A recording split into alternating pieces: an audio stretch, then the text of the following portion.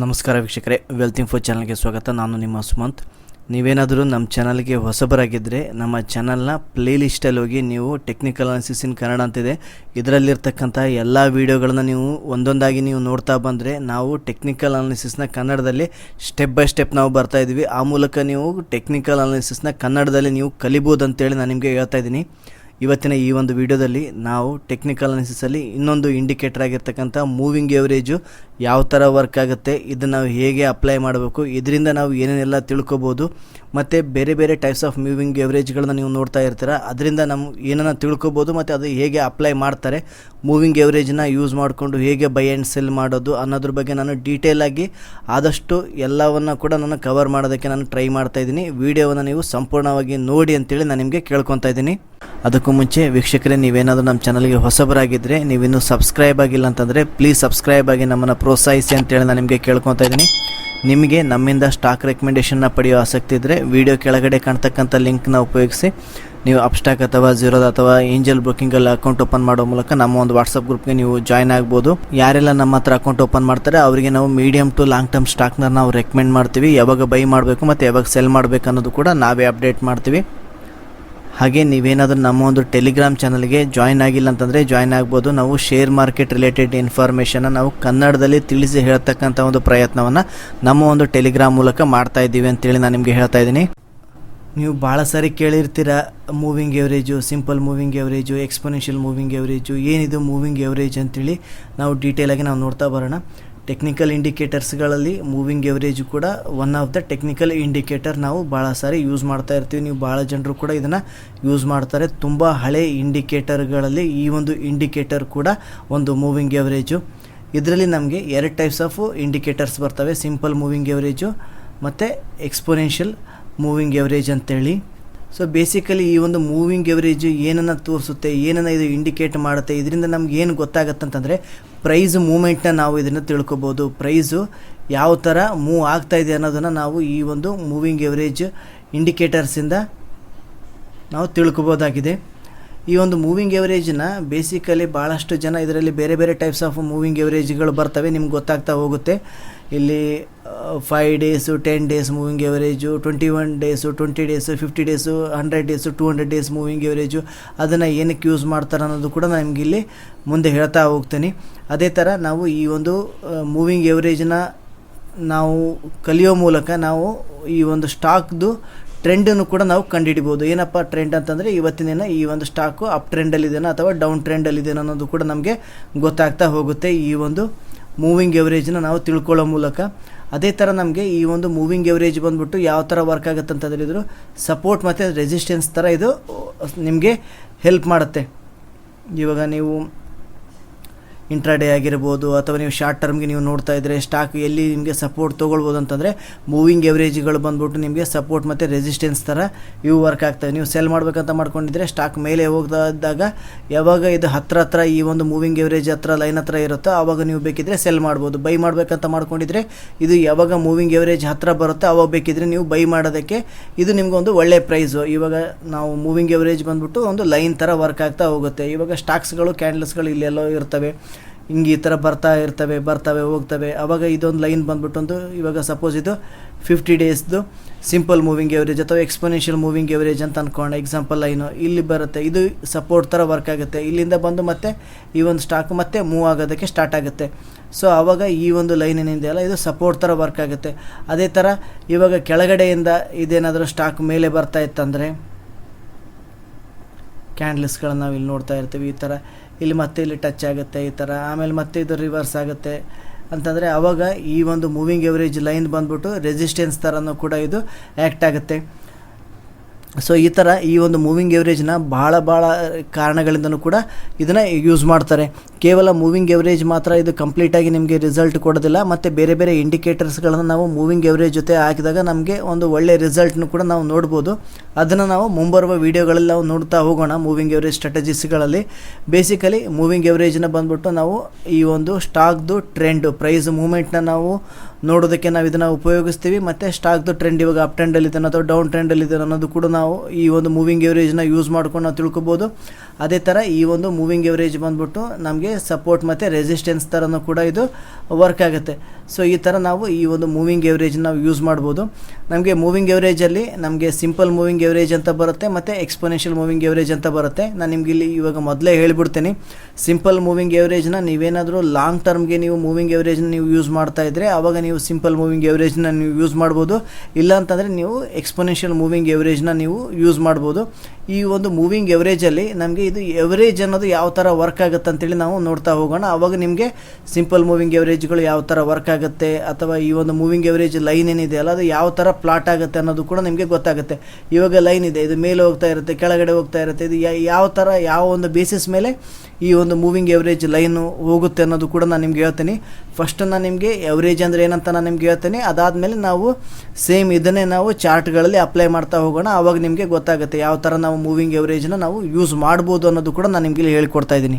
Next ವೀಕ್ಷಕರೇ, ನಿಮಗೆ ಈ ಒಂದು ಎವರೇಜ್ ಅನ್ನೋದು ಯಾವ ಥರ ವರ್ಕ್ ಆಗುತ್ತೆ, ಯಾವ ಥರ ಕ್ಯಾಲ್ಕುಲೇಟ್ ಆಗುತ್ತೆ ಅನ್ನೋದನ್ನು ಹೇಳೋದಕ್ಕೋಸ್ಕರ ನಾನು ನಿಮ್ಗೆ ಇಲ್ಲಿ ಇಂಡಿಯಾ ಟೀಮ್ದು ಒಂದು ಟೀಮ್ 20 ಮ್ಯಾಚ್ ಆಡ್ತಾ ಇದ್ದಾರೆ ಅಂತ ಅನ್ಕೋಣ. ಲಾಸ್ಟ್ ಒಂದು 10 ಮ್ಯಾಚಸ್ಸಲ್ಲಿ ಅವರು ಈ ಥರದ ಒಂದು ಸ್ಕೋರ್ ಮಾಡಿದ್ದಾರೆ. ಇದರ ಒಂದು ಬೇಸಿಸ್ ಮೇಲೆ ನಾವು ನೋಡ್ತಾ ಬಂದಾಗ 11ನೇ ಮ್ಯಾಚಿಗೆ ಟೀಮ್ ಇಂಡಿಯಾದವ್ರಿಗೆ ಎಷ್ಟು ರನ್ ಮಾಡ್ಬೋದು ಆನೇನು ಎವರೇಜ್ ಅಂತ ನಾವು ನೋಡ್ತಾ ಬಂದಾಗ ಯೂಶ್ವಲಿ ನಾವೇನು ಮಾಡ್ತೀವಿ, ಎವರೇಜ್ ಅಂತ ಬಂದಾಗ ಲಾಸ್ಟು ಪ್ರೀವಿಯಸ್ ಮ್ಯಾಚಸ್ಗಳದ್ದು ಅವ್ರು ಏನು ಸ್ಕೋರ್ ಮಾಡಿದ್ದಾರೆ ಅದರ ಒಂದು ಎವರೇಜನ್ನು ನಾವು ಮಾಡ್ತಾ ಬರ್ತೀವಿ. ಅದರ ಒಂದು ಬೇಸಿಸ್ ಮೇಲೆ ನಾವು ಹೇಳ್ತೀವಿ 11ನೇ ಮ್ಯಾಚಿಗೆ ಟೀಮ್ ಇಂಡಿಯಾದವರು ಇಷ್ಟು ರನ್ನನ್ನು ಹೊಡಿಬೋದು ಅಂತೇಳಿ ಸ್ಟ್ಯಾಟಿಸ್ಟಿಕಲಿ ನಾವು ನೋಡ್ತಾ ಬಂದಾಗ. ಸೇಮ್ ಅದೇ ಥರ ಇವತ್ತಿನ ದಿನ ನಾವು ಮೂವಿಂಗ್ ಎವರೇಜ್ ಕೂಡ ಅದು ಪ್ರೀವಿಯಸ್ ಡೇದು ಕ್ಲೋಸಿಂಗ್ ಪ್ರೈಸಸ್ಗಳನ್ನು ಕೂಡ ಅದು ಎವರೇಜ್ ಮಾಡ್ತಾ ಹೋಗುತ್ತೆ. ನಾವು ಇದರ ಒಂದು ಬೇಸಿಸ್ ಮೇಲೆ ನಾವು ನೋಡ್ತಾ ಬಂದಾಗ 11ನೇ ಮ್ಯಾಚಿಗೆ ಟೀಮ್ ಇಂಡಿಯಾದವರು ಎಷ್ಟು ರನ್ನನ್ನು ಹೊಡಿಬೋದು ಅಂತ ನಾವು ನೋಡ್ತಾ ಬಂದಾಗ ನಾವು ಇಲ್ಲಿ ಏನು ಮಾಡ್ತೀವಿ, ಎವರೇಜನ್ನು ನಾವು ತೊಗೊತೀವಿ. ಎವರೇಜು ಲಾಸ್ಟ್ ಒಂದು 10 ಮ್ಯಾಚಸ್ ನಾವು ಎವರೇಜ್ ನಾವು ನೋಡ್ತಾ ಬಂದಾಗ ಅದರ ಒಂದು ಬೇಸಿಸ್ ಮೇಲೆ ನಾವು ಹೇಳ್ಬೋದು ಟೀಮ್ ಇಂಡಿಯಾದವರು ಇವತ್ತಿನ ದಿನ 11ನೇ ಮ್ಯಾಚಿಗೆ 140 ಅಥವಾ 141 ರನ್ನನ್ನು ಅವರು ಮಾಡ್ಬೋದು. 140 ಹತ್ರ ಅವರು ರನ್ನನ್ನು ಸ್ಕೋರ್ ಮಾಡ್ಬೋದು ಅಂತೇಳಿ ನಾವು ಹೇಳ್ತೀವಿ. ಇದೇನಿದೆ ಅಲ್ಲ ಇದು ಬಂದ್ಬಿಟ್ಟು ಸಿಂಪಲ್ ಮೂವಿಂಗ್ ಎವರೇಜ್. ಇದರಲ್ಲಿ ಸಿಂಪಲ್ ಮೂವಿಂಗ್ ಎವರೇಜಲ್ಲಿ ಯಾವುದೇ ಥರದ ಒಂದು ಕಾಂಪ್ಲಿಕೇಶನ್ಸ್ ಏನಿರೋದಿಲ್ಲ. ಪ್ರೀವಿಯಸ್ ಮ್ಯಾಚಸ್ಗಳನ್ನ ಅದು ಜಸ್ಟ್ ಎವರೇಜ್ ಮಾಡ್ತಾ ಹೋಗುತ್ತೆ. ನಾವು ಸಿಂಪಲ್ ಮೂವಿಂಗ್ ಎವರೇಜಲ್ಲಿ ಅದೇನು ಮಾಡುತ್ತೆ ಅಂತಂದರೆ ಪ್ರೀವಿಯಸ್ ಡೇದು ಕ್ಲೋಸಿಂಗ್ ಪ್ರೈಸಸ್ನ ಅದು ಕ್ಯಾಲ್ಕುಲೇಟ್ ಮಾಡ್ತಾ ಹೋಗುತ್ತೆ. ನೀವೇನಾದರೂ 10 ಡೇಸ್ದು ಸಿಂಪಲ್ ಮೂವಿಂಗ್ ಎವರೇಜ್ ನೀವು ನೋಡ್ತಾ ಇದ್ದರೆ ಅದು ಲಾಸ್ಟ್ ಒಂದು 10 ಡೇಸ್ದು ಕ್ಲೋಸಿಂಗ್ ಪ್ರೈಸಸ್ ಏನಿದೆ ಅದರ ಒಂದು ಎವರೇಜನ್ನ ತೊಗೊಂಡು ಅದು ನಿಮಗೆ ತೋರಿಸ್ತಾ ಹೋಗುತ್ತೆ. ಸಪೋಸ್ ನಾವು ಇವತ್ತಿನ ದಿನ ಈ ಒಂದು ಮ್ಯಾಚಸ್ ಏನು ನಡೀತಾ ಇದೆ ಅದರಲ್ಲಿ ಫಸ್ಟ್ ಒಂದು 5 ಮ್ಯಾಚಸ್ಸಲ್ಲಿ KL ರಾಹುಲ್ ಇರಲಿಲ್ಲ, ಅವರು 6th ಮ್ಯಾಚಿಂದ ಜಾಯ್ನ್ ಆಗಿದ್ದಾರೆ ಅಂತಂದಾಗ ಇಲ್ಲಿ ಸ್ಕೋರ್ ರೇಟ್ ಎಲ್ಲ ಜಾಸ್ತಿ ಆಗಿದೆ. ಅಂದರೆ ಇಲ್ಲಿ ಎವರೇಜ್ ಇವತ್ತಿನ ದಿನ ಇಂಡಿಯನ್ ಟೀಮ್ ಏನು ಹೊಡಿತಾ ಇದೆ ಅದು ಹೆಚ್ಚಾಗ್ತಕ್ಕಂಥ ಸಾಧ್ಯತೆ ಹೆಚ್ಚಿರುತ್ತೆ. ಇಲ್ಲ ಅಂತಂದರೆ ಪ್ರೀವಿಯಸ್ ಬೇಸಿಸ್ ಮೇಲೆ ನಾವು ನೋಡ್ತಾ ಹೋದಾಗ 140 ಇತ್ತು. ಬಟ್ ರೀಸೆಂಟಾಗಿ KL ರಾಹುಲ್ 5th ಮ್ಯಾಚಿಂದ 6th ಮ್ಯಾಚಿಂದ ಈ ಒಂದು ಟೀಮಲ್ಲಿ ಆಡ್ತಾ ಇರೋದ್ರಿಂದ ನಾವು ಒಂದು ಹೆಚ್ಚಿನ ಒಂದು ಸ್ಕೋರ್ನ ನಾವು ಎಕ್ಸ್ಪೆಕ್ಟ್ ಮಾಡ್ಬೋದು. ಅಂತಂದರೆ ಇವಾಗ ಎವರೇಜ್ ಸ್ಕೋರ್ ಬಂದ್ಬಿಟ್ಟು 150 160 ಆಗುತ್ತೆ. ಈ ಒಂದು ರೀಸೆಂಟ್ ಡೇಟಾ ಏನಿದೆ ಅಲ್ಲ ಅದರ ಒಂದು ಬೇಸಿಸ್ ಮೇಲೆ ನಾವೇನು ಮಾಡಿದ್ವಿ, ಈ ಒಂದು ಎವರೇಜ್ ಸ್ಕೋರ್ನ ನಾವು ಹೆಚ್ಚು ಮಾಡಿದ್ವಿ. ಏನಕ್ಕಂದರೆ KL ರಾಹುಲ್ ಬಂದ್ಬಿಟ್ಟು ಆ್ಯಡ್ ಆದರು 6th ಮ್ಯಾಚಿಂದ. ಅದರ ಒಂದು ಬೇಸಿಸ್ ಮೇಲೆ ಇವತ್ತಿನ ದಿನ ಟೀಮ್ ಇಂಡಿಯಾದವರು ಈ ಒಂದು ಮ್ಯಾಚಲ್ಲಿ 150ವರೆಗೂ ಅಥವಾ 160ವರೆಗೂ ನಾವು ಹೊಡಿಬೋದು ಅಂತ ನಾವು ಹೇಳ್ತೀವಿ. ಇದೇನಿದೆ ಅಲ್ಲ ರೀಸೆಂಟ್ ಡೇಟಾನ ಕ್ಯಾಲ್ಕುಲೇಟ್ ಮಾಡಿಕೊಂಡು ಅದರ ಒಂದು ಬೇಸಿಸ್ ಮೇಲೆ ನಾವೇನು ಜಾಸ್ತಿ ಮಾಡಿದ್ವಲ್ಲ ಈ ಒಂದು ಎವರೇಜ್ ಸ್ಕೋರು ಅದನ್ನೇ ನಾವು ಎಕ್ಸ್ಪೋನೆನ್ಷಿಯಲ್ ಮೂವಿಂಗ್ ಎವರೇಜ್ ಅಂತ ಹೇಳ್ತೀವಿ. ಸಿಂಪಲ್ಲಾಗಿ ನಾನು ನಿಮ್ಗೆ ಇಲ್ಲಿ ಹೇಳ್ಕೊಡ್ತೀನಿ. ಏನಕ್ಕೆ ಹೇಳ್ತಾ ಇದ್ದೀನಿ ಅಂತಂದರೆ ಸೊ ಈ ಒಂದು ಎಕ್ಸ್ಪೋನೆನ್ಷಿಯಲ್ ಮೂವಿಂಗ್ ಎವರೇಜ್ ಏನು ಮಾಡುತ್ತೆ ಅಂತಂದರೆ ಅದು ರೀಸೆಂಟ್ ಡೇಟಾಗೆ ಹೆಚ್ಚಿನ ಒಂದು ವೇಟೇಜನ್ನು ಅದು ಕೊಡುತ್ತೆ. ಸೊ ಇದು ಬಂದ್ಬಿಟ್ಟು ಆಲ್ಮೋಸ್ಟ್ ಸ್ವಲ್ಪ ಪ್ರೈಸಿಗೆ ತಕ್ಕಾಗೆ ಇದು ಮೂವ್ ಆಗ್ತಾ ಇರುತ್ತೆ. ಸಿಂಪಲ್ ಮೂವಿಂಗ್ ಎವರೇಜ್ ಬಂದ್ಬಿಟ್ಟು ಸಿಂಪಲ್ಲಾಗಿ ಅದು ಏನು ಪ್ರೀವಿಯಸ್ ಡೇಸ್ ನೀವು 10 ಡೇಸ್ EMA ಯೂಸ್ ಮಾಡಿದರೆ 10 days simple moving average use ಮಾಡಿಕೊಂಡ್ರೆ ಲಾಸ್ಟ್ ಒಂದು 10 ಡೇಸ್ ಕ್ಲೋಸಿಂಗ್ ಪ್ರೈಸ್ನ ಅದು ತೊಗೊಳುತ್ತೆ. ನೆಕ್ಸ್ಟ್ ನಾವು ಈ ಒಂದು ಎಕ್ಸ್ಪೋನೆನ್ಷಿಯಲ್ ಮೂವಿಂಗ್ ಎವರೇಜ್ ನಾವು ನೋಡ್ತಾ ಬಂದಾಗ ಇದು ಹೆಚ್ಚಿನ ಒಂದು ವೇಟೇಜ್ ಬಂದ್ಬಿಟ್ಟು ರೀಸೆಂಟ್ ಡೇಟಾಗೆ ಅದು ಕೊಡ್ತಾ ಇರೋದ್ರಿಂದ ಇಲ್ಲಿ ಪ್ರೈಸ್ ಮೂಮೆಂಟ್ಗೆ ತಕ್ಕಂಗೆ ಸಿಗ್ನಲ್ಸ್ನ ಇದು ತುಂಬ ಬೇಗ ಪ್ರೊವೈಡ್ ಮಾಡುತ್ತಂತಲೇ ಹೇಳ್ಬೋದು. ಕೆಲವೊಂದು ಟೈಮು ಭಾಳ ರೇರ್ ಕೇಸಸಲ್ಲಿ ನಮಗೆ ಒಂದು ಫಾಲ್ಸ್ ಸಿಗ್ನಲ್ಸ್ಗಳನ್ನು ಕೂಡ ಕೊಡುತ್ತೆ. But most of the time ಇದು ಈ ಒಂದು ಪ್ರೈಸ್ ಯಾವಾಗ ಡೌನ್ ಟ್ರೈನ್ ಆಗುತ್ತೆ, ಡೌನ್ ಕೆಳಗಡೆ ಬೀಳುತ್ತೆ, ನಮಗೆ ಸಿಂಪಲ್ ಮೂವಿಂಗ್ ಎವರೇಜಲ್ಲಿ ಸ್ವಲ್ಪ ಲೇಟಾಗಿ ಗೊತ್ತಾಗುತ್ತೆ. ಎಕ್ಸ್ಪೋನೆನ್ಷಿಯಲ್ ಮೂವಿಂಗ್ ಎವರೇಜಲ್ಲಿ ಯೂಸ್ ಮಾಡೋದ್ರಿಂದ ನಮಗೆ ತುಂಬ ಬೇಗನೆ ಗೊತ್ತಾಗ್ತಕ್ಕಂಥ ಸಾಧ್ಯತೆ ಹೆಚ್ಚಿರುತ್ತೆ.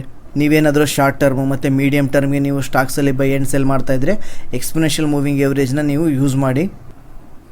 ಸೊ ವೀಕ್ಷಕರೇ, ಇಲ್ಲಿವರೆಗೂ ನಾವು ನೋಡಿದ್ವಿ ಮೂವಿಂಗ್ ಎವರೇಜಲ್ಲಿ ಎವರೇಜ್ ಅಂದ್ರೇನೋ ಅದು ಯಾವ ಥರ ವರ್ಕ್ ಆಗುತ್ತೆ ಅಂತ ನಾನು ನಿಮಗೆ ಇಲ್ಲಿ ಹೇಳಿದೆ.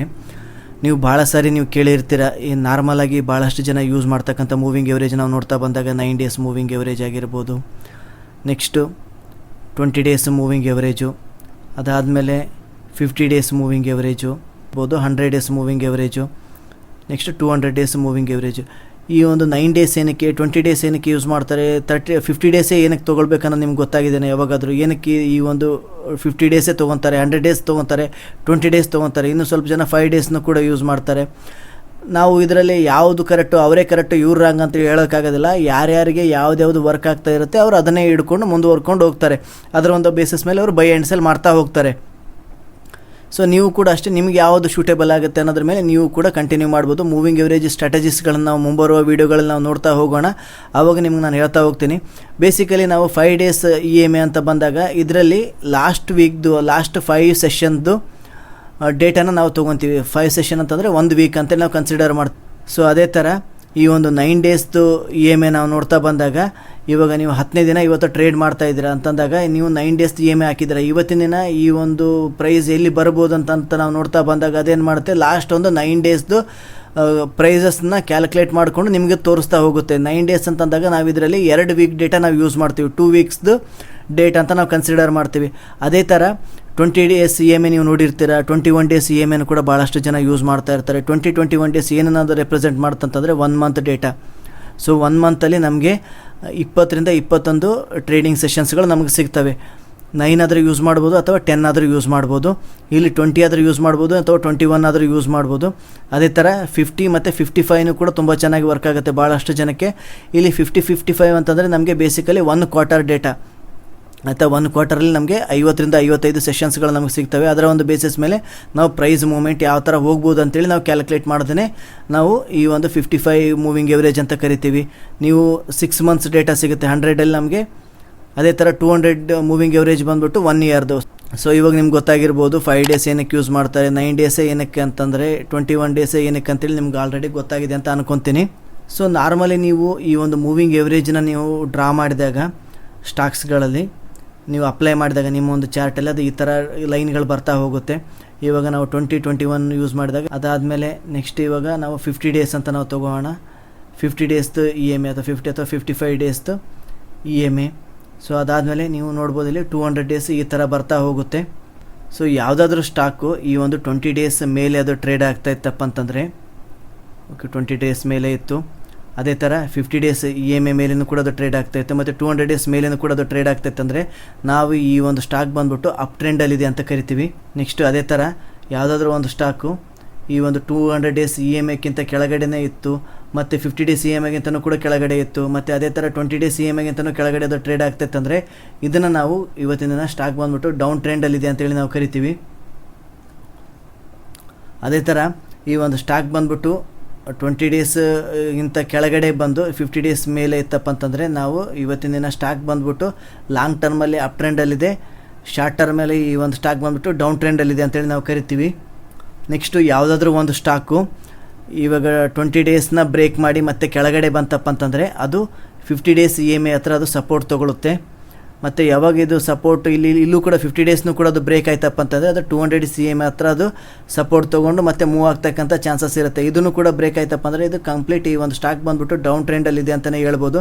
ಮತ್ತು ಯಾವಾಗ ಇದು ಈ ಒಂದು 20 ಡೇಸ್ಗಿಂತ ಮೇಲೆ ಹೋಗುತ್ತೆ ಆವಾಗ ನೀವು ಬೇಕಿದ್ದರೆ ಸ್ಟಾಕ್ಸಲ್ಲಿ ಎಂಟ್ರ್ ಆಗ್ಬೋದು. ಶಾರ್ಟ್ ಟರ್ಮಿಗೆ ನೀವು ನೋಡ್ತಾ ಇದ್ದರೆ, ಲಾಂಗ್ ಟರ್ಮಿಗೆ ನೀವು ನೋಡ್ತಾ ಇದ್ದರೆ ಮತ್ತು ಯಾವಾಗ ಇದು 200 ಡೇಸ್ ಮೇಲೆ ಅದು ಕ್ರಾಸ್ ಮಾಡುತ್ತೆ ಆವಾಗ ನೀವು ಈ ಒಂದು ಸ್ಟಾಕಲ್ಲಿ ನೀವು ಎಂಟ್ರ್ ಆಗ್ಬೋದು. ಈ ಥರ ನೀವು ಪ್ಲ್ಯಾನ್ ಮಾಡ್ಬೋದು ಈ ಒಂದು ಮೂವಿಂಗ್ ಎವರೇಜಸ್ನ ಯೂಸ್ ಮಾಡಿಕೊಂಡು.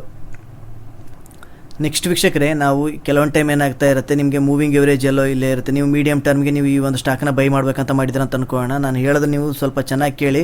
ಇದನ್ನೇ ನಾವು ಈ ಒಂದು ಗ್ರಾಫ್ಗಳಲ್ಲೂ ಕೂಡ ನಾವು ಅಪ್ಲೈ ಮಾಡ್ಬೋದು. ಇವಾಗ ನೀವು ಯಾವುದೋ ಒಂದು ಸ್ಟಾಕಲ್ಲಿ ಮೀಡಿಯಮ್ ಟು ಲಾಂಗ್ ಟರ್ಮ್ ನೀವು ಬೈ ಮಾಡ್ತಾ ಇದ್ದರೆ, ಓಕೆ, ಎಕ್ಸ್ಪೋನೆನ್ಷಿಯಲ್ ಮೂವಿಂಗ್ ಎವರೇಜನ್ನು ನೀವು ಅಪ್ಲೈ ಮಾಡಿದ್ದೀರಾ.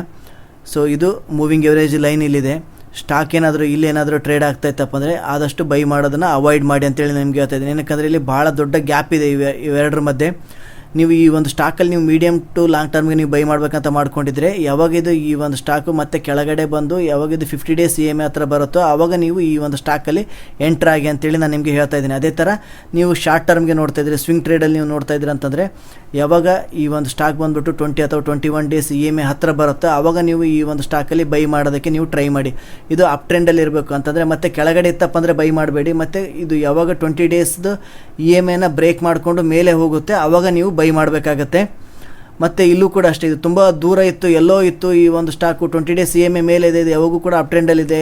50 ಡೇಸ್ EMI ಮೇಲೇನೂ ಕೂಡ ಇದೆ, 200 ಡೇಸ್ EMI ಮೇಲೇ ಇದೆ ಅಂತೇಳಿ ನೀವು ಈ ಒಂದು ಸ್ಟಾಕಲ್ಲಿ ಎಂಟ್ರ್ ಹಾಕಿ ಹೋಗ್ಕೋಬೇಡಿ. ನೀವು ಈ ಒಂದು ಸ್ಟಾಕಲ್ಲಿ ಶಾರ್ಟ್ ಟರ್ಮ್ಗೆ ಬೈ ಮಾಡಬೇಕಂತ ಮಾಡ್ಕೊಂಡಿದ್ರೆ ವೇಟ್ ಮಾಡಿ. ಯಾವಾಗ ಈ ಒಂದು ಸ್ಟಾಕ್ ಬಂದುಬಿಟ್ಟು 20 ಡೇಸ್ EMI ಹತ್ತಿರ ಬರುತ್ತೆ, ಆವಾಗ ನೀವು ಬೇಕಿದ್ರೆ ಈ ಒಂದು ಸ್ಟಾಕಲ್ಲಿ ನೀವು ಎಂಟ್ರ್ ಆಗ್ಬೋದು. ಸೊ ಈ ಥರ ನೀವು ಪ್ಲ್ಯಾನ್ ಮಾಡಿ ಅಂತೇಳಿ ನಾನು ನಿಮಗೆ ಹೇಳ್ತಾ ಇದ್ದೀನಿ. ವೀಕ್ಷಕರಿಗೆ, ಇಲ್ಲಿವರೆಗೂ ನಾವೇನು ನೋಡಿದ್ವಿ ಅದನ್ನು ನಿಮ್ಗೆ ಇಲ್ಲಿ ಟ್ರೇಡಿಂಗ್ ವ್ಯೂವಲ್ಲಿ ಚಾರ್ಟಲ್ಲಿ ಅಪ್ಲೈ ಮಾಡಿ ನಾನು ನಿಮಗೆ ತೋರಿಸ್ತಾ ಇದ್ದೀನಿ. ಇವಾಗ ನಾನು tradingview.com ಓಪನ್ ಮಾಡಿದ್ದೀನಿ. ಇಲ್ಲಿ ನಾನು ನಿಫ್ಟಿ ಸರ್ಚ್ ಮಾಡ್ತಾಯಿದ್ದೀನಿ. ನೀವು ಸ್ಟಾಕ್ಸ್ ಕೂಡ ಚೆಕ್ ಮಾಡ್ಕೋಬೋದು. ನೀವೇನು ನೋಡ್ತಾ ಇದ್ದೀರದು 1 ಡೇದು ಟೈಮ್ ಪೀರಿಯಡ್ ಬಂದುಬಿಟ್ಟು 1 ಡೇ ಇದೆ. ಇವಾಗ ನಾವು ಮೂವಿಂಗ್ ಎವರೇಜ್ ಇಂಡಿಕೇಟರ್ನ ಆ್ಯಡ್ ಮಾಡಬೇಕಾಗಿದೆ. ಇಲ್ಲಿ ಇಂಡಿಕೇಟರ್ಸಲ್ಲಿ ಬರ್ತೀನಿ, ಮೂವಿಂಗ್ ಎವರೇಜ್ ಅಂತ ನಾನು ಟೈಪ್ ಮಾಡ್ತೀನಿ. ಮೂವಿಂಗ್ ಎವರೇಜು ನೀವು ಇಲ್ಲಿ ನೋಡ್ಬೋದು. ಮೂವಿಂಗ್ ಎವರೇಜ್ 1 ಇದೆ, ಇದು ಅಪ್ಡೇಟೆಡ್ ಇದೆ, ಇದು ಸ್ವಲ್ಪ ಚೇಂಜಸ್ ಆಗಿದೆ, ಅಂದರೆ 2 ಆ್ಯಡ್ ಮಾಡಿದ್ದಾರೆ ಅವರು. ಇನ್ನೊಂದು ಮೂವಿಂಗ್ ಎವರೇಜ್ ಎಕ್ಸ್ಪೋನೆನ್ಷಿಯಲು. ನಾನು ನಿಮ್ಗೆ ಹೇಳಿದೆ ಆದಷ್ಟು ನಾನು ಎಕ್ಸ್ಪೋನೆನ್ಷಿಯಲ್ಲೇ ಯೂಸ್ ಮಾಡ್ತೀನಿ. ನೀವು ಕೂಡ ಈ ಒಂದು ಮೂವಿಂಗ್ ಎವರೇಜ್ ಎಕ್ಸ್ಪೋನೆನ್ಷಿಯಲ್ಲೇ ಯೂಸ್ ಮಾಡಿ EMIನ. ಓಕೆ, ನೀವು ಇದನ್ನು ಓಪನ್ ಮಾಡಿದ ಮೇಲೆ ಇಲ್ಲಿ 9 ಮತ್ತು ಸಿಂಪಲ್ ಮೂವಿಂಗ್ ಎವರೇಜು 5 ಅಂತಿದೆ. ನೀವು ಇದನ್ನು ಚೇಂಜ್ ಮಾಡ್ಕೋಬೋದು. ಓಕೆ, ಇಲ್ಲಿ 9 ಡೇಸ್ ಇದೆ. ನಾನಿಲ್ಲಿ 9 ಡೇಸ್ ಜಾಗದಲ್ಲಿ ಇವಾಗ 20 ಡೇಸ್ದು EMIನ ನಾನಿಲ್ಲಿ ಆ್ಯಡ್ ಮಾಡ್ತಾಯಿದ್ದೀನಿ. ಅದೇ ಥರ ಇಲ್ಲಿ ಇನ್ನೊಂದು ಬೇಕಿದ್ರೆ EMIನ ಆ್ಯಡ್ ಮಾಡ್ಬೋದು. ಇಲ್ಲಿ ಸಿಂಪಲ್ ಮೂವಿಂಗ್ ಇನ್ನೊಂದು ಇಂಡಿಕೇಟರ್ನು ಕೂಡ ಆ್ಯಡ್ ಮಾಡ್ಬೋದು. ಈ ಥರ ಒಂದು ಹೊಸ ಫ್ಯೂಚರ್ನವ್ರು ಆ್ಯಡ್ ಮಾಡಿದ್ದಾರೆ. ನೀವು ಒಂದೇ ಇಂಡಿಕೇಟರ್ಸಲ್ಲಿ ಎರಡನ್ನೂ ಕೂಡ ನೀವು 2 ಮೂವಿಂಗ್ ಎವರೇಜ್ನು ಕೂಡ ನೀವು ಆ್ಯಡ್ ಮಾಡ್ಬೋದು. ಇದು ಸ್ವಲ್ಪ ಜನ ಕ್ರಾಸ್ ಓವರ್ ಇದಕ್ಕೋಸ್ಕರನೂ ಕೂಡ ಯೂಸ್ ಮಾಡ್ತಾರೆ. ಇಲ್ಲಿ EMIನ ಸೆಲೆಕ್ಟ್ ಮಾಡ್ಕೊತಾ ಇದ್ದೀನಿ ಒಂದೇ ಇದರಲ್ಲಿ 20 ಡೇಸು. ಅದಾದಮೇಲೆ 50 ಡೇಸ್ EMIನ ಕೂಡ ನಾನು ಇಲ್ಲಿ ಆ್ಯಡ್ ಮಾಡ್ತಾಯಿದ್ದೀನಿ. ಇಲ್ಲಿ ಸ್ಟೈಲಲ್ಲಿ ಬಂದು ಇದನ್ನು ಕೂಡ ಸೆಲೆಕ್ಟ್ ಮಾಡ್ತೀನಿ ಸ್ವಲ್ಪ. ಸೊ ಅದಾದಮೇಲೆ ನಾವು ಇವಾಗ 20 ಡೇಸ್ EMI ಮತ್ತು 50 ಡೇಸ್ EMIನೂ ಕೂಡ ನಾವು ಇಲ್ಲಿ ಆ್ಯಡ್ ಮಾಡಿದ್ದೀವಿ. ನೆಕ್ಸ್ಟು 200 ಡೇಸ್ EMIನೂ ಕೂಡ ಇಲ್ಲಿ ಆ್ಯಡ್ ಮಾಡ್ತೀನಿ. Moving average exponential.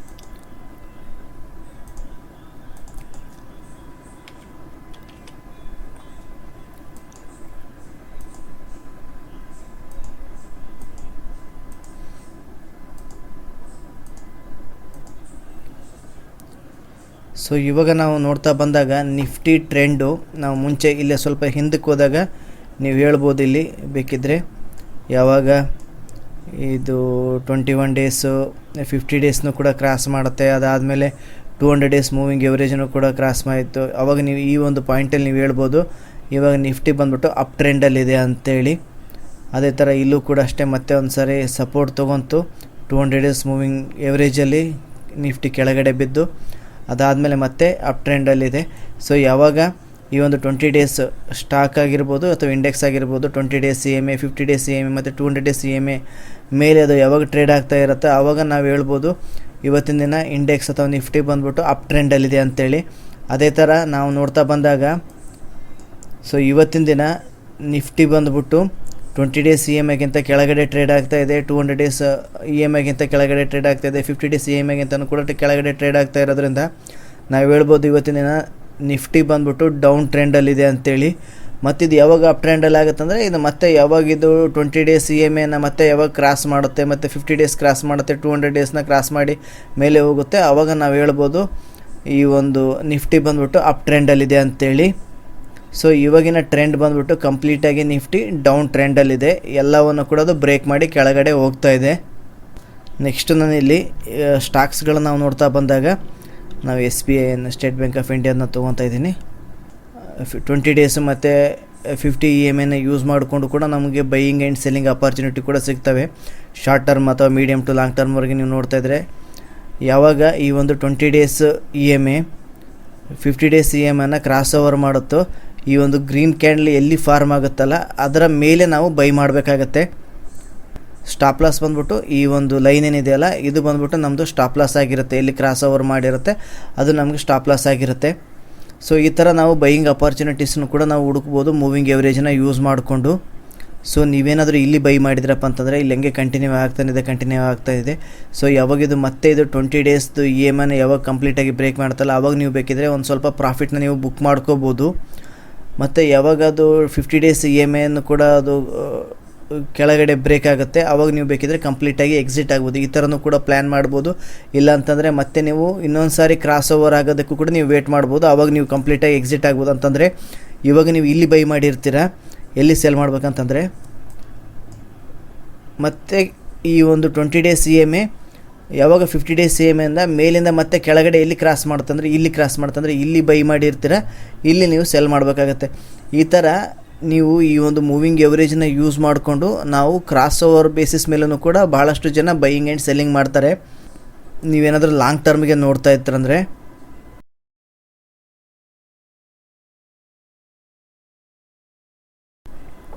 $50 ಡೇಸು ಮತ್ತು 200 ಡೇಸ್ ಮೂವಿಂಗ್ ಎವರೇಜ್ನ ಭಾಳಷ್ಟು ಜನ ಯೂಸ್ ಮಾಡ್ತಾರೆ.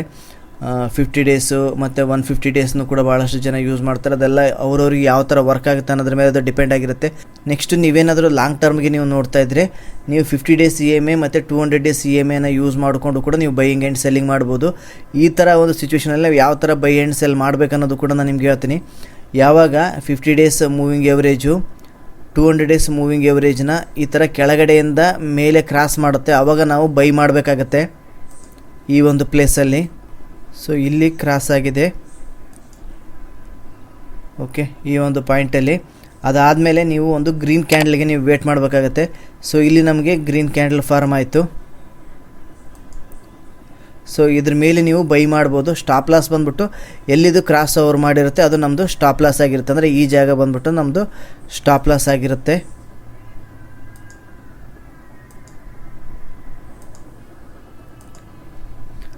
ಸೊ ಈ ಥರ ನೀವು ಪ್ಲ್ಯಾನ್ ಮಾಡಿಕೊಂಡು ಬೈಯಿಂಗ್ ಆ್ಯಂಡ್ ಸೆಲ್ಲಿಂಗ್ ಅಪಾರ್ಚುನಿಟೀಸ್ನ ನೀವು ಹುಡುಕ್ಬೋದು ಈ ಒಂದು ಮೂವಿಂಗ್ ಎವರೇಜಲ್ಲಿ. ಇಲ್ಲಿ ನೀವು ಬೈ ಮಾಡಿದ್ರಪ್ಪ ಅಂತಂದರೆ ಯಾವಾಗ ನೀವು ಸೆಲ್ ಮಾಡ್ತೀರಾ, ಓಕೆ, ಈ ಒಂದು ಇದರಲ್ಲಿ ಇಲ್ಲಿ ಬೈ ಮಾಡಿರ್ತೀರ. ನೆಕ್ಸ್ಟ್ ನೀವೇನಾದರೂ ಆ್ಯಡ್ ಮಾಡ್ಬೇಕಂತ ಮಾಡ್ಕೊಂಡಿದ್ರೆ ಮತ್ತು ಇದೇ ಸ್ಟಾಕಲ್ಲಿ ಯಾವಾಗಿದು ಮತ್ತೆ 50 ಡೇಸ್ EMA ಹತ್ರ ಬರುತ್ತೆ, ಆವಾಗ ನೀವು ಮತ್ತೆ ಇನ್ನೂ ಸ್ವಲ್ಪ ನೀವು ಆ್ಯಡ್ ಮಾಡ್ಬೋದು. ಮತ್ತು ನೀವೇನಾದರೂ ಪ್ರಾಫಿಟ್ನ ಬುಕ್ ಮಾಡಬೇಕಂತ ಮಾಡ್ಕೊಂಡಿದ್ರೆ ಯಾವಾಗಿದು 50 ಡೇಸ್ EMAನ ಬ್ರೇಕ್ ಮಾಡುತ್ತೆ, ಆವಾಗ ನೀವು ಬೇಕಿದ್ರೆ ಸ್ವಲ್ಪ ಪ್ರಾಫಿಟ್ನ ನೀವು ಬುಕ್ ಮಾಡ್ಕೋಬೋದು, ಸ್ವಲ್ಪ ಸ್ಟಾಕ್ಸ್ ನೀವು ಸೆಲ್ ಮಾಡ್ಬೋದು. ಮತ್ತು ಹಂಗೆ ನೀವು ಕಂಟಿನ್ಯೂ ಮಾಡ್ಕೊತಾನೆ ಇರ್ಬೋದು. ಎಲ್ಲಿವರೆಗೂ ನೀವು ಕಂಟಿನ್ಯೂ ಮಾಡ್ಕೊತಿರ್ಬೋದು ಅಂತಂದರೆ ಮತ್ತೆ ಯಾವಾಗ ಈ ಒಂದು ಸ್ಟಾಕ್ ಬಂದ್ಬಿಟ್ಟು ಕಂಪ್ಲೀಟ್ 200 ಡೇಸ್ ಮೂವಿಂಗ್ ಎವರೇಜ್ನ ಬ್ರೇಕ್ ಮಾಡುತ್ತೆ ಅಲ್ಲಿವರೆಗೂ ಕೂಡ ನೀವು ಕಂಟಿನ್ಯೂ ಮಾಡ್ಕೊತಾ ಇರ್ಬೋದು. ಅಂತಂದರೆ ನೀವು ಇಲ್ಲಿ ನೋಡ್ಬೋದು, ಇಲ್ಲಿ ನೀವು ಬೈ ಮಾಡಿರ್ತೀರ, ಅಂದರೆ ನಿಮ್ಗೆ ಸೆಲ್ಲಿಂಗ್ ಬಂದ್ಬಿಟ್ಟು ಆಲ್ಮೋಸ್ಟ್ ಈ ಒಂದು ಪ್ಲೇಸಲ್ಲಿ ನೀವು ಸೆಲ್ ಮಾಡಿರ್ತೀರ. ಅಂದರೆ 259ಗೆ ನೀವು ಬೈ ಮಾಡಿದರೆ ಆಲ್ಮೋಸ್ಟ್ 450 ರುಪೀಸ್ಗೆ ನೀವು ಸೆಲ್ ಮಾಡಿರ್ತೀರ. ಈ ಥರ ಯಾವಾಗಿದು 200 ಡೇಸ್ ಮೂವಿಂಗ್ ಎವರೇಜ್ನ ಇದು ಬ್ರೇಕ್ ಮಾಡುತ್ತೆ ಮತ್ತು ನೀವು ಆವಾಗ ನೀವು ಕಂಪ್ಲೀಟಾಗಿ ಈ ಒಂದು ಟ್ರೇಡಿಂದ ನೀವು ಎಕ್ಸಿಟ್ ಆಗ್ಬೋದು. ಈ ಥರ ನೀವು ಬೈಯಿಂಗ್ ಆ್ಯಂಡ್ ಸೆಲ್ಲಿಂಗ್ ಅಪಾರ್ಚುನಿಟೀಸ್ನ ಮೂವಿಂಗ್ ಎವರೇಜ್ ಯೂಸ್ ಮಾಡಿಕೊಂಡು ಹುಡ್ಕೋಬೋದು. ಸೊ ಈ ಒಂದು 20 ಡೇಸ್ EMA ಬಂದ್ಬಿಟ್ಟು ಭಾಳ ಸಾರಿ ಸಪೋರ್ಟ್ ಮತ್ತು ರೆಸಿಸ್ಟೆನ್ಸ್ ಥರನೂ ಕೂಡ ನಿಮಗೆ ವರ್ಕ್ ಆಗ್ತಾ ಹೋಗುತ್ತೆ ಇಂಟ್ರಾಡೇದಲ್ಲಿ. ಈವನ್ 20 ಡೇಸ್ EMA ಇಟ್ಕೊಂಡು ಕೂಡ ಎಷ್ಟೋ ಜನ ಬೈಯಿಂಗ್ ಆ್ಯಂಡ್ ಸೆಲ್ಲಿಂಗ್ ಮಾಡ್ತಾರೆ. 50 ಡೇಸ್ ಇಟ್ಕೊಂಡು ಕೂಡ ಎಷ್ಟೋ ಜನ ಬೈಯಿಂಗ್ ಆ್ಯಂಡ್ ಸೆಲ್ಲಿಂಗ್ ಮಾಡ್ತಾರೆ. ಇನ್ನು 200 ಡೇಸ್ EMA ಇಟ್ಕೊಂಡು ಕೂಡ ಎಷ್ಟೋ ಜನ ಬೈಯಿಂಗ್ ಆ್ಯಂಡ್ ಸೆಲ್ಲಿಂಗ್ ಮಾಡ್ತಾರೆ. ಹೆಂಗೆ 200 ಡೇಸ್ ಇಟ್ಕೊಂಡು ಬೈಯಿಂಗ್ ಆ್ಯಂಡ್ ಸೆಲ್ಲಿಂಗ್ ಮಾಡ್ತಾರೆ ಅಂತಂದರೆ ಯಾವಾಗ ಸ್ಟಾಕು ಈ ಒಂದು 200 ಡೇಸ್ EMAನ ಕೆಳಗಡೆಯಿಂದ ಬ್ರೇಕ್ ಮಾಡಿ ಮೇಲೆ ಹೋಗುತ್ತೆ, ಕ್ಯಾಂಡಲ್ಸ್ಗಳು ಫಾರ್ಮ್ ಆಗ್ತವೆ. ಯಾವಾಗ ನಿಮ್ಗೆ ಇಲ್ಲಿ ಗ್ರೀನ್ ಕ್ಯಾಂಡಲ್ ಬರುತ್ತೆ ಅದ್ರ ಮೇಲೆ ನೀವು ಬೈ ಮಾಡಬೇಕಾಗುತ್ತೆ. ಸ್ಟಾಪ್ ಲಾಸ್ ಬಂದ್ಬಿಟ್ಟು ಈ ಒಂದು ಗ್ರೀನ್ ಕ್ಯಾಂಡಲ್ ಏನಿದೆಯಲ್ಲ ಇದ್ರ ಕೆಳಗಡೆ ನಿಮ್ಮದು ಸ್ಟಾಪ್ ಲಾಸ್ ಆಗಿರುತ್ತೆ. ಸೊ ಇದ್ರ ಮೇಲೆ ನೀವು ಬೈ ಮಾಡಿದ್ರಪ್ಪ ಅಂತಂದರೆ ಮತ್ತೆ ಯಾವಾಗ ಇದು ಕೆಳಗಡೆ ಕಂಪ್ಲೀಟಾಗಿ ಬ್ರೇಕ್ ಆಗುತ್ತೆ ಆವಾಗ ನೀವು ಎಕ್ಸಿಟ್ ಆಗಬೇಕಾಗುತ್ತೆ. ಇಲ್ಲಿ ನೀವು ಎಕ್ಸಿಟ್ ಆಗ್ತಾ ಇರ್ತೀರ. ಈ ಥರನೂ ಕೂಡ ಭಾಳಷ್ಟು ಜನ ಅಪಾರ್ಚುನಿಟೀಸ್ನ ಹುಡುಕ್ತಾ ಇರ್ತಾರೆ. ಸೊ ನೀವು ಇಲ್ಲಿ ನೋಡ್ಬೋದು, ಇಲ್ಲಿ ಕೆಳಗಡೆ ಇದೆ, ಇನ್ನೂ ಕೂಡ ಇದು ಇವತ್ತಿನ ದಿನ ಸ್ಟೇಟ್ ಬ್ಯಾಂಕ್ ಆಫ್ ಇಂಡಿಯಾ ಬಂದ್ಬಿಟ್ಟು 200 ಡೇಸ್ ಮೂವಿಂಗ್ ಎವರೇಜ್ಗಿಂತನೂ ಕೂಡ ಅದು ಕೆಳಗಡೆಯಲ್ಲಿ ಟ್ರೇಡ್ ಆಗ್ತಾ ಇದೆ. ಯಾವಾಗ ಇದು 200 ಡೇಸ್ ಮೂವಿಂಗ್ ಎವರೇಜ್ನ ಅದು ಬ್ರೇಕ್ ಮಾಡಿ ಮತ್ತೆ ಮೇಲೆ ಟ್ರೇಡ್ ಆಗೋದಕ್ಕೆ ಸ್ಟಾರ್ಟ್ ಆಗುತ್ತೆ ಆವಾಗ ನೀವು ಬೇಕಿದ್ರೆ ಬೈ ಮಾಡ್ಬೋದು. ಈ ಥರನೂ ಕೂಡ ಅಪಾರ್ಚುನಿಟೀಸ್ ನೀವು ಹುಡ್ಕೋಬೋದು. ನಾನು ನಿಮಗೆ ಮತ್ತೆ ಇನ್ನೊಮ್ಮೆ ಕೂಡ ರಿಪೀಟ್ ಮಾಡ್ತಾ ಇದ್ದೀನಿ, ಇದು ಒಬ್ಬೊಬ್ಬರಿಗೆ ಯಾವ್ಯಾವ ಥರ ವರ್ಕ್ ಆಗುತ್ತೆ ಅನ್ನೋದ್ರ ಮೇಲೆ ಅದು ಹೋಗುತ್ತೆ. ನೆಕ್ಸ್ಟ್ ನಾವು ಅದೇ ಥರ ನೀವೇನಾದರೂ ಇವತ್ತಿನ ದಿನ ಇಂಟ್ರಾಡೇಗೆ ನೋಡ್ತಾ ಇದ್ದರೆ 20 ಡೇಸ್ EMA ತುಂಬ ಚೆನ್ನಾಗಿ ವರ್ಕ್ ಆಗುತ್ತೆ. ಇಲ್ಲಿ ನಾವು 1 ಡೇ ಪೀರಿಯಡ್ ತೊಗೊಂಡಿದ್ದೀವಿ. ನೀವು ಏನಾದರೂ ಇಂಟ್ರಾಡೇಗೆ ನೀವು ನೋಡ್ತಾ ಇದ್ದರೆ 5 ಮಿನಿಟ್ಸ್ ಕ್ಯಾಂಡಲ್ ಅಥವಾ 1 ಅವರ್ ಕ್ಯಾಂಡಲ್ಸ್ನ ನೀವು ಯೂಸ್ ಮಾಡಿಕೊಂಡು ನೀವು ಬೈಯಿಂಗ್ ಆ್ಯಂಡ್ ಸೆಲ್ಲಿಂಗ್ ಅಥವಾ ಸಪೋರ್ಟ್ ಮತ್ತು ರೆಸಿಸ್ಟೆನ್ಸ್ ಅಪಾರ್ಚುನಿಟಿ ನೀವು ಇಲ್ಲಿ ಹುಡುಕ್ಬೋದು. ನಿಫ್ಟಿ, ಬ್ಯಾಂಕ್ ನಿಫ್ಟಿಗೂ ಕೂಡ ತುಂಬ ಚೆನ್ನಾಗಿ ವರ್ಕ್ ಆಗುತ್ತೆ. ಸೊ ನೀವು ಇಲ್ಲಿ ನೋಡ್ಬೋದು, ಭಾಳ ಸಾರಿ ಈ ಒಂದು 20 ಡೇಸ್ EMA ಬಂದ್ಬಿಟ್ಟು ಇಲ್ಲಿ ರೆಸಿಸ್ಟೆನ್ಸ್ ಥರ ವರ್ಕ್ ಆಗಿದೆ. ಸೊ ಇಲ್ಲಿ ಬಂತು ಹತ್ರ ಮತ್ತೆ ರಿವರ್ಸ್ ಆಯಿತು. ಇಲ್ಲೂ ಕೂಡ ಬ್ರೇಕ್ ಮಾಡೋದಕ್ಕೆ ಟ್ರೈ ಮಾಡ್ತು, ಆಗಲಿಲ್ಲ. ಇಲ್ಲೂ ಕೂಡ ಆಯಿತು, ಇಲ್ಲೂ ಕೂಡ ಆಗಲಿಲ್ಲ. ಸೊ ಕೊನೆಗೆ ಇಲ್ಲಿ ಬ್ರೇಕ್ ಮಾಡಿತ್ತು 20 ಡೇಸ್ EMAನ. ಸೊ ನಾನು ನಿಮಗೆ ಮುಂಚೆನೇ ಹೇಳಿದೆ, ಈ ಒಂದು 20 ಡೇಸ್ ಆಗಿರ್ಬೋದು, 50 ಡೇಸ್ ಮತ್ತು 200 ಡೇಸ್ EMA ಬಂದ್ಬಿಟ್ಟು ಇವು ಸಪೋರ್ಟ್ ಮತ್ತು ರೆಸಿಸ್ಟೆನ್ಸ್ ಥರ ಅವು ವರ್ಕ್ ಆಗ್ತಾವಂತೇಳಿ. ನೀವು ಇಲ್ಲಿ ನೋಡ್ಬೋದು, ಸ್ಟಾಕ್ ಯಾವಾಗಿದ್ದು 20 ಡೇಸ್ EMA 200 ಡೇಸ್ EMAನ ಬ್ರೇಕ್ ಮಾಡಿ ಮೂವ್ ಆಯಿತು. ಅದಾದಮೇಲೆ ಮತ್ತೆ ಇಲ್ಲಿ ಡೌನ್ ಆದಮೇಲೆ ಇಲ್ಲಿ ಅದು ಸಪೋರ್ಟ್ ತೊಗೊಂತು 20 ಡೇಸ್ CMA ಮತ್ತು ಇಲ್ಲೂ ಕೂಡ ಸಪೋರ್ಟ್ ತೊಗೊಂಡಿದೆ. ಸೊ ಇಲ್ಲೂ ಕೂಡ ಸಪೋರ್ಟ್ ತೊಗೊಂತು. ಮತ್ತು ಯಾವಾಗಿದು ಬ್ರೇಕ್ ಆಯಿತು ಆಮೇಲೆ 50 ಡೇಸ್ ಹತ್ರ ಇದು ಸಪೋರ್ಟ್ ತೊಗೊಳಕ್ಕೆ ಟ್ರೈ ಮಾಡಿತು. ಇಲ್ಲೂ ಕೂಡ ಬ್ರೇಕ್ ಆಯಿತು. 200 ಡೇಸ್ CMA ಹತ್ರ ಇದು ಸಪೋರ್ಟ್ ತೊಗೊಂತು ಮತ್ತು ಇಲ್ಲಿ ರಿವರ್ಸ್ ಆಯಿತು. ಸೊ ನೀವೇ ಒಂದೊಂದಾಗಿ ನೀವು ಚಾರ್ಟ್ಗಳನ್ನು ಈ ಒಂದು EMAನ ಅಪ್ಲೈ ಮಾಡಿ ನೀವು ನೋಡ್ತಾ ಹೋದಾಗ ನೀವೇ ಅರ್ಥ ಮಾಡ್ಕೊತ ಹೋಗ್ಬೋದು. ಸೊ ಇದಾಗಿತ್ತು ವೀಕ್ಷಕರೇ ಇವತ್ತಿನ ಈ ಒಂದು ವಿಡಿಯೋದಲ್ಲಿ ನಾವು ಮೂವಿಂಗ್ ಎವರೇಜ್ ಬಗ್ಗೆ ತಿಳಿದುಕೊಳ್ತಕ್ಕಂಥ ಒಂದು ಪ್ರಯತ್ನವನ್ನು ಮಾಡಿದ್ವಿ. ಎವರೇಜ್ ಅಂದರೆ ಏನು ಅಂತೇಳಿ ನಾವು ತಿಳ್ಕೊಂಡ್ವಿ. ನೆಕ್ಸ್ಟ್ ಮೂವಿಂಗ್ ಎವರೇಜಲ್ಲಿ ಬರ್ತಕ್ಕಂತಹ ಡಿಫ್ರೆಂಟ್ ಟೈಪ್ಸ್ ಆಫ್ ಎವರೇಜ್ಗಳು ಇವತ್ತಿನ ದಿನ ಭಾಳಷ್ಟು ಜನ ಏನು ಯೂಸ್ ಮಾಡ್ತಾ ಇದ್ದಾರೆ, ಅದರ ಅರ್ಥ ಏನು, ಅದು ಏನನ್ನೋದು ಸೂಚಿಸುತ್ತೆ ಅನ್ನೋದು ಕೂಡ ನಾನು ನಿಮಗೆ ಇಲ್ಲಿ ಹೇಳಿದ್ದೀನಿ. ಈ ಒಂದು ಮೂವಿಂಗ್ ಎವರೇಜ್ನ ಇಟ್ಕೊಂಡು ನಾವು ಅಪ್ ಟ್ರೆಂಡ್ ಮತ್ತು ಡೌನ್ ಟ್ರೆಂಡ್ ಹೇಗೆ ಕಂಡುಹಿಡಿಬೋದು ಅನ್ನೋದು ಕೂಡ ನಾನು ನಿಮಗೆ ಇಲ್ಲಿ ಹೇಳಿಕೊಟ್ಟಿದ್ದೀನಿ. ಇವು ನಮಗೆ ಸಪೋರ್ಟ್ ಮತ್ತು ರೆಸಿಸ್ಟೆನ್ಸ್ ಥರನೂ ಕೂಡ ವರ್ಕ್ ಆಗ್ತವೆ. ಈವನ್ ಮೂವಿಂಗ್ ಎವರೇಜಿಂದನೂ ಕೂಡ ನಾವು ಕ್ರಾಸ್ ಓವರ್ ಬೇಸಿಸ್ ಮೇಲೂ ಕೂಡ ನಾವು ಬೈಯಿಂಗ್ ಮತ್ತು ಸೆಲ್ಲಿಂಗ್ ಸಿಗ್ನಲ್ಸ್ಗಳನ್ನು ನಾವು ಜನ್ರೇಟ್ ಮಾಡ್ಕೋಬೋದು ಸ್ಟಾಕ್ಸ್ಗಳಲ್ಲಿ. ಅದರ ಒಂದು ಬೇಸಿಸ್ ಮೇಲೂ ಕೂಡ ನಾವು ಬೈಯಿಂಗ್ ಮತ್ತು ಸೆಲ್ಲಿಂಗ್ ಮಾಡ್ಬೋದು ಅನ್ನೋದು ಕೂಡ ನಾನು ನಿಮಗೆ ಇಲ್ಲಿ ಹೇಳಿದ್ದೀನಿ.